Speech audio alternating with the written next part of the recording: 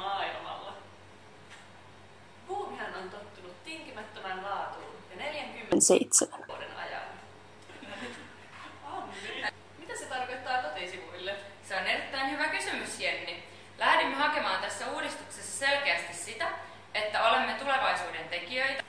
Niin, tosiaan! Että nostamme asiat tämän vuosikymmenen haasteisiin vastaamaan ja voitamme ne. Toi riittää tosta. Mitäs se Anni tarkoittaa sivuston visuaalisuuden kannalta? Niin tosiaan. Siellähän on täysin uudistettu värimaailma, joka seuraa uusimpia trendejä.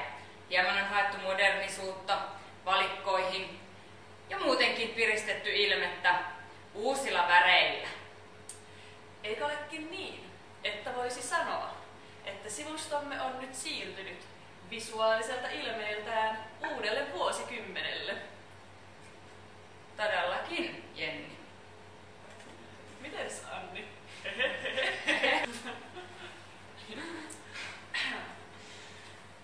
Mites Anni? Nämä uudet nettisivut ovat paljon dynaamisemmat ja käyttäjäystävällisemmät kuin vanhat.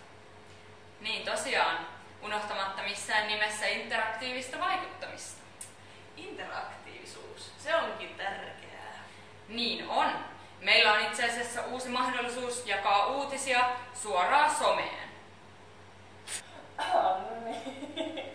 Otetaanpa esimerkiksi Maija.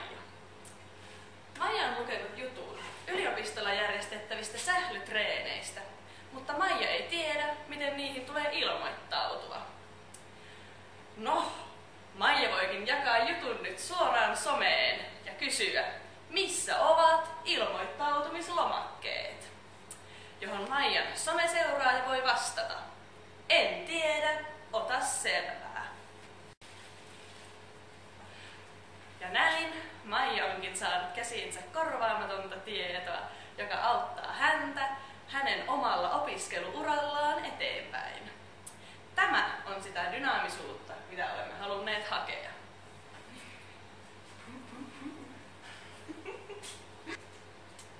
Tervetuloa buumi.fi ajankohtaisportaaliin.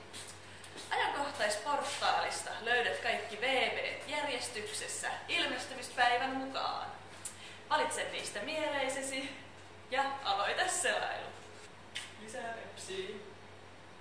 No niin, Jenni. Uskoisin, että viimein on tullut se aika, kun voimme nostaa maljan uudistetulle nettiportaalille. Ehdottomasti, Anni.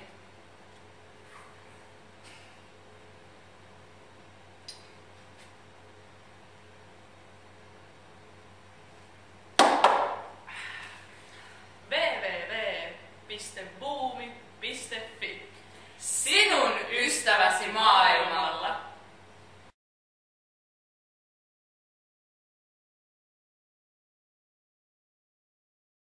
www.buumi.fi